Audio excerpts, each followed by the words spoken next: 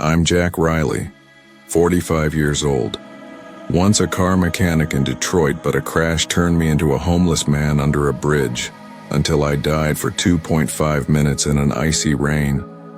In those 2.5 minutes, I plunged into hell, soared to heaven, and heard God reveal the nature of humanity, something I'd fled my whole life.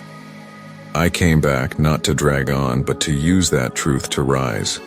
From a ragged nobody with nothing, I rebuilt my life, earning $2,500 a week. This isn't a miracle. It's psychology. It's God, and it's the question I leave you. Do you understand yourself? Icy rain poured down on the underpass of I-94 in Detroit, each freezing drop cutting through my tattered coat. I, Jack Riley, 45, sat huddled on the wet concrete, clutching a cheap bottle of whiskey, the only thing left keeping me alive. Winter. 2025 here was brutal, like it wanted to swallow me whole, but I didn't care anymore. Wind howled through the bridge's gaps, carrying the sound of rushing traffic above, a world I'd been cast out of long ago. I used to be a damn good mechanic, had a decent life in Detroit's suburbs. 6 years back, I had Anna, my gentle wife with a smile that melted me, and Tommy, our 5-year-old with eyes bright as a summer sky. We lived in a small house, not rich but warm enough. I worked at Hank's garage, fixing engines by day, coming home to hug Anna and tell Tommy bedtime stories by night. But it all shattered one rainy night. I drove home after a few drinks at the bar, the road slick, and I lost control. The crash sounded like thunder. The car slammed into a tree. Anna and Tommy died instantly. I survived, but only as a shell. The doctor said I had a few broken ribs and a mild concussion, but the real pain wasn't physical. I watched cops pull Anna and Tommy's bodies from the car, blood pooling on the back seat, and I just stood there screaming inside.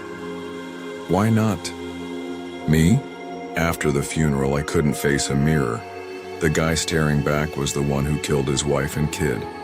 I quit my job, drank to forget, but the more I drank, the sharper the memories got. I sold the house to pay medical bills and bar tabs, then drifted through Detroit, ending up under this I-94 bridge. Now I was a homeless wreck, filthy beard, matted hair, living off coins from passers-by. That night I had nothing but the bottle. I took big swigs, the burn sliding down my throat, a reminder I was still here, even if I didn't want to. Cheers, I didn't believe in God, the afterlife, or anything but the fact my life was a cruel joke. If there's a God, I muttered, voice hoarse, why'd he take them? No one answered, just the rain and cold wind, indifferent as ever. I looked around. A few other homeless guys slept a few meters away, their snores mixing with the rain, a world even they didn't want me in. I slumped onto the concrete, the bottle slipping from my hand, shattering on the ground. My body shook from cold and booze, my vision blurred. I remembered Anna's last smile before she got in the car that night, and Tommy's daddy when I hoisted him onto my shoulders. I'm sorry, I whispered, but the wind stole my words. My chest grew heavy, breaths slowed, then everything went black. I didn't know I'd died. My heart stopped for 2.5 minutes, the paramedics later said. But that's when it all began to change. I didn't feel pain when I fell, just bone-chilling cold and a drifting sensation like my body dissolved into the icy rain. Then I saw myself, not in my head but for real. Me, lying under the bridge, face pale, eyes shut, rainwater streaming through my tangled hair and beard. The broken bottle lay beside me, glass glinting under the faint streetlight. Dead? I thought, but I had no body to tremble or heart to race with fear. I hovered above myself like a ghost, staring down at the pitiful husk I'd once called me. Footsteps cut through the rain. A passerby in a black coat, hood up, walked past the underpass. He stopped, looked at me for a moment, then muttered, "Another one dead in the rain." His voice held no pity, just a cold statement like spotting a roadkill dog. I wanted to scream, "I'm here, I'm not dead!" But I had no voice, no breath to shout. I tried lunging at him, but my body, or what used to be my body, didn't budge. He pulled out his phone, dialed 911. Guy passed out under I-94, probably a drunk, not sure if he's alive. Then he turned away, standing under the streetlight waiting. Panic gripped me. I tried rushing back to my body, wanting to merge with it, but an invisible force held me back, like an unseen rope binding me. I could only stand there, helpless, watching the passerby light a cigarette, smoke curling in the rain. Ambulance sirens wailed in the distance, red and white lights flashing through the night. Paramedics arrived, 2 men in reflective gear hauling a stretcher and defibrillator. One knelt, checked my pulse, yelled, "No pulse, prep the shock." I watched them rip my shirt open, slap paddles on my chest, hit the button. My body jolted, but I felt nothing. I'm really dead, I thought, and no one cares. They shocked me again, no response. I looked around, the underpass still bleak, a few other homeless guys watching from a distance, whispering. One said, "Jack's done for, no one survives this cold." I wanted to yell in his face, "I'm not done," but I was just an invisible ghost. A paramedic shook his head. "Probably not gonna make it, hypothermia's too bad, one more shock, then we're done." They set the paddles again and I heard the final shock before darkness surged in. It wasn't the white light people talk about in near-death stories. It was a frigid abyss, sucking me down. I couldn't fight it. I fell, kept falling, until everything vanished and I thought that was my end. The darkness faded and I heard shock 3. A sharp pain stabbed my chest like a hot knife. I opened my eyes, real ones this time, not a floating soul. The ambulance's blinding lights hit me. I was on a stretcher, chest burning, arms tangled with IV lines. A paramedic shouted, "He's got a pulse, stabilize him." I gasped, mind reeling, the smell of antiseptic and beeping machines piercing my senses. I was back. After 2.5 minutes dead under the bridge, I'd returned from death. "You're back." "A young nurse," said, voice shocked yet relieved. I stared at her trying to speak, but only managed a hoarse whisper. I saw." She frowned, thinking I was delirious, shining a flashlight in my eyes. "You okay? Remember your name?" she asked. Jack Riley." I croaked, voice weak. A doctor approached, about 40 salt and pepper hair. 2.5 minutes, without a heartbeat plus hypothermia. You're a miracle. How are you alive? I stayed silent, unsure how to answer. My head swirled with hell's heat and Anna's screams, heaven's calm and Tommy's smile, and God's voice echoing, "Use this truth to live again, Jack." They wheeled me to the hospital, put me in the ER, and I lay alone staring at the stark ceiling. Rain tapped the window, a steady patter like my newly returned heartbeat. I wasn't cold anymore, just filled with a strange feeling like I'd been handed a chance I didn't yet grasp. The nurse checked me again, gave me a shot. "You're lucky, nearly didn't make it." I didn't reply, my hand clutching, the last $30 in my pocket, all I'd begged before collapsing. The doctor came in. "You're stable, rest up. Out tomorrow, no more drinking." I nodded, but my mind wasn't on his words, it was on God's. The nature of man is chaos, but understanding it is the key. When they left, I closed my eyes, seeing Anna and Tommy, not angry like in hell, but gentle like in heaven. I recalled every word God said about survival, safety, love, things I'd lost. I opened my eyes, looked at the rain again, and told myself, I'm not living like a corpse anymore. I'll use what he showed me to stand up. I didn't know how to start. I had $30, no home, no job, but I knew I couldn't go back to the bridge. I'd died once, and now I had to live for real. I remember every word God said, every single word about human nature, about me, about everything. My near-death experience was nothing like what I had heard about it on YouTube. It was different, very different. The darkness wasn't just black, it was heavy, suffocating, like an invisible hand choking me. I fell endlessly, no sense of time until my feet, or what used to be my feet, hit scorching ground. Not red flames like in scripture, but a strange heat, as if the air around me boiled with my own guilt. I looked around, a hazy, gray, void, no walls or sky, just echoes of sounds I didn't want to hear. Then I saw them, Anna and Tommy. Not the gentle Anna with her warm smile, nor the innocent Tommy with his clear laugh. Anna stood there, hair wild, eyes white and blank, screaming, "You killed me, Jack, you killed me with that bottle." Her voice wasn't my loving wife's. It was sharp, dripping with hate. Tommy stood beside her, small and warped, sobbing. "Daddy left me, Daddy let me die."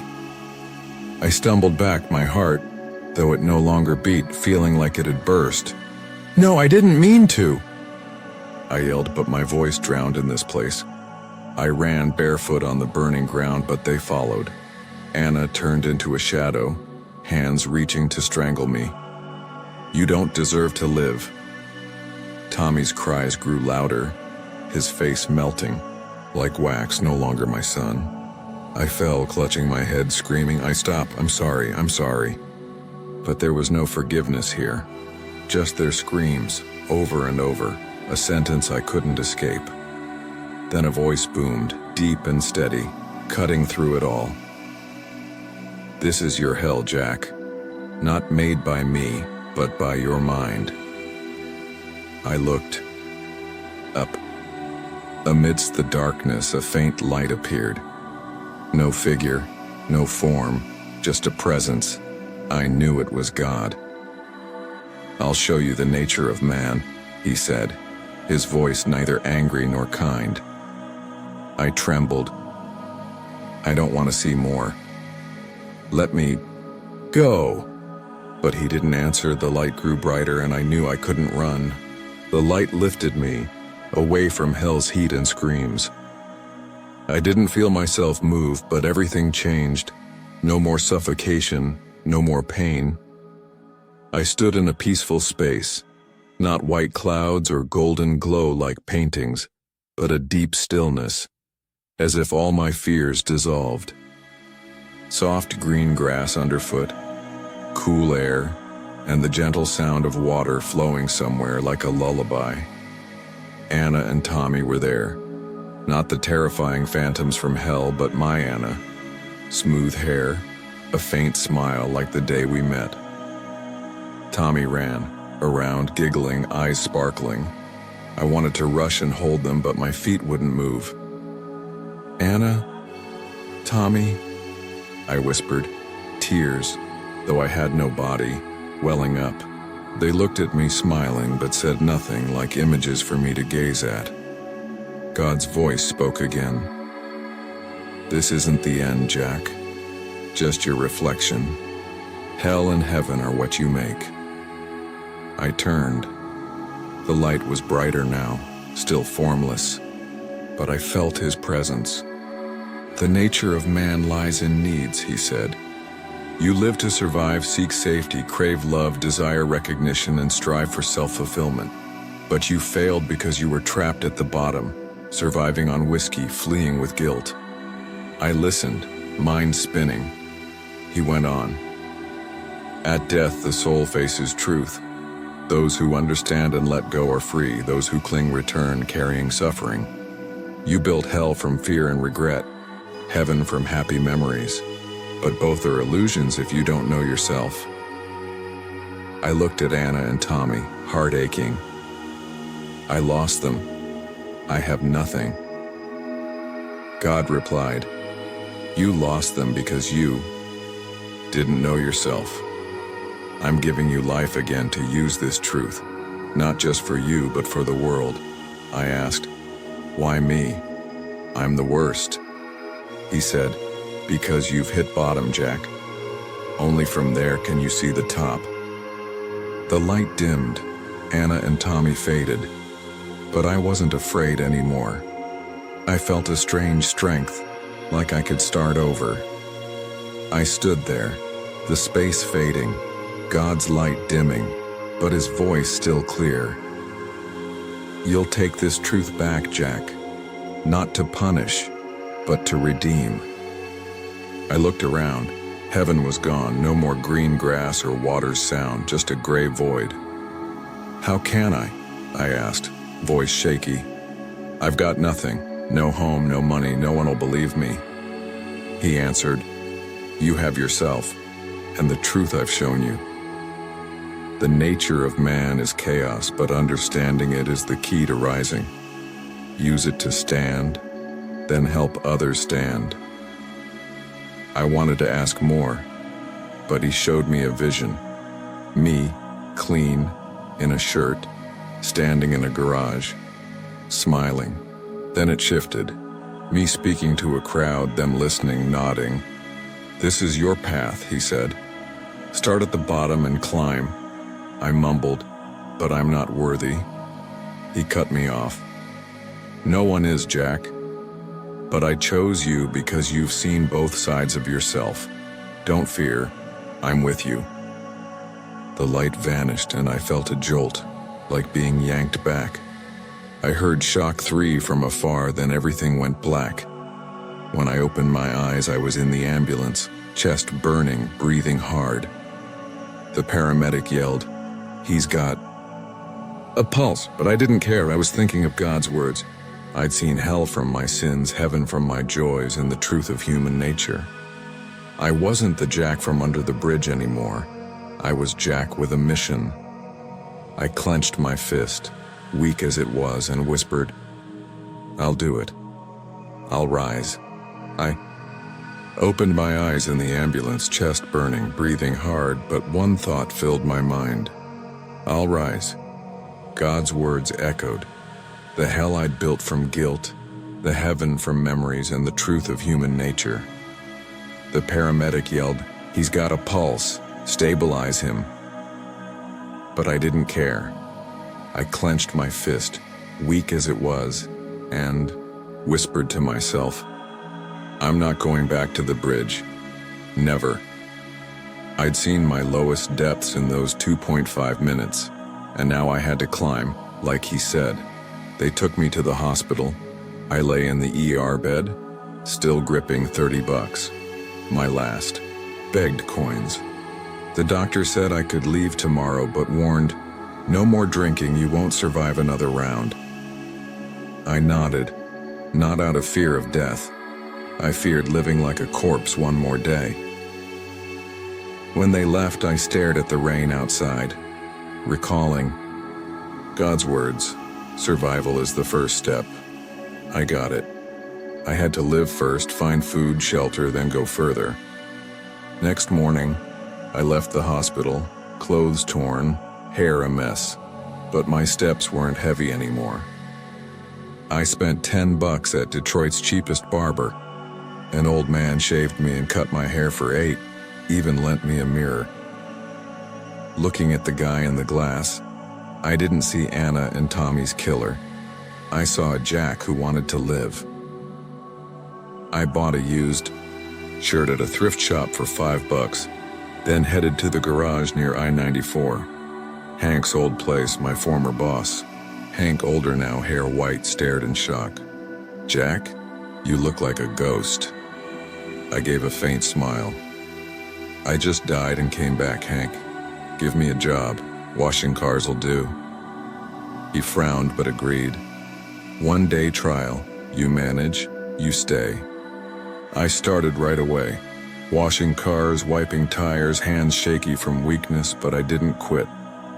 First day earned $10. I rented the cheapest room, $50 a month, tiny, but it had a roof. I told myself, survival, I've done it. Next is safety. I worked at Hank's garage for a month, washing cars, cleaning, earning $50 a week. I saved every penny, didn't touch booze. Each time I saw a bottle in a store, I remembered hell and turned away. My tiny room was my safety now, not fancy, but no longer freezing like the bridge. I recalled God's words, after survival comes safety, then love. I had a roof. Now I needed connection, not to replace Anna and Tommy, but to live human again. I went to Detroit's public library, free and warm. I read books, first time in 6 years, digging into psychology, and found Maslow's hierarchy. It matched God's words exactly. Survival, safety, love, esteem, self-actualization. I thought, he was right. I've got to take it step by step. I started talking to co-workers at the garage, Joe, a young coffee addict, and Maria, who chatted about her kid. I shared my story, no NDE, just the crash and drinking. They sympathized, offered me coffee, and for the first time, I didn't feel alone. I applied love beyond the garage. One day, Joe asked me to grab flowers for his girlfriend. I spent $5 at the market, gave them to him, and he grinned. You saved my date. It sparked an idea. Love's a need, like God said. I bought cheap flowers, sold them at the park near the garage where couples strolled. First day made $20. I cheered inside. I'm connecting with people. I learned to talk. These are for your love, I'd say to customers, and they'd smile, buy more. 6 months later, I'd saved $600, quit washing cars, focused on flowers. I rented a small spot in the park, bought flowers in bulk. Revenue hit $50 a day. I posted a short piece on local social media. From under the bridge to selling flowers, I'm learning to live again. A reporter saw it, interviewed me, and the story spread. Customers poured in. I felt esteem, not from Anna, but from myself. Selling flowers wasn't just money. It was how I understood people, like God said. I expanded, rented a small cart, bought flowers from bigger markets, sold at multiple Detroit parks. Revenue climbed, $100 a day, then $200. I hired Eddie, a homeless guy who'd slept near me under the bridge, as an assistant. I taught him, flowers aren't just gifts, they're love, connection. He nodded, did well, and I felt self-actualization, helping others like I'd been helped. After a year, I'd saved $5,000, opened a small shop near the main park. Beyond flowers, I ran workshops, $20 a ticket, teaching, living true based on Maslow's hierarchy. I shared my story, from the bridge through mental hell to now. No God talk, just human needs. People loved it. Tickets sold out. Income stabilized at $2,500 a week. I rented a small apartment, looked out at Detroit, telling myself, I did it, bottom to top. But I never forgot Anna and Tommy. Each night, I placed a white flower on the table, whispering, I live for you too. I didn't run anymore. I faced myself like God taught. Selling flowers wasn't just money. It was how I understood people, like God said. I expanded, rented a small cart, bought flowers from bigger markets, sold at multiple Detroit parks. Revenue climbed, $100 a day, then $200. I hired Eddie, a homeless guy who'd slept near me under the bridge, as an assistant. I taught him, flowers aren't just gifts, they're love, connection. He nodded, did well, and I felt self-actualization, helping others like I'd been helped. After a year, I'd saved $5,000, opened a small shop near the main park. Beyond flowers, I ran workshops, $20 a ticket, teaching living true based on Maslow's hierarchy. I shared my story, from the bridge, through mental hell, to now, no God talk, just human needs. People loved it, tickets sold out, income stabilized at $2,500 a week.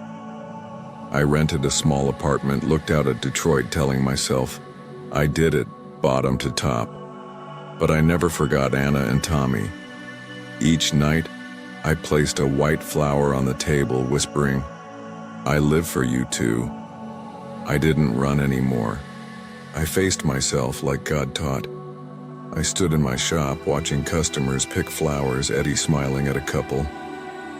Earning $2,500 a week didn't make me rich, but it let me live true. Not the bridge bum, but Jack Riley, a man who knew himself. I remembered God's words. Understanding human nature is the key. I'd climbed through survival, safety, my room, love, esteem, and self-actualization. But I wondered, if I die again, will I pass through? I revisited the I-94 underpass once, rain still falling, but I wasn't that drunk wreck anymore. I left a flower there saying, thanks for showing me. Then I turned to you, readers of this tale. I went from homeless to $2,500 a week by knowing myself, survival, safety, love, esteem, fulfillment. What about you? Where are you on your journey? Don't wait for death to see. Look at yourself now.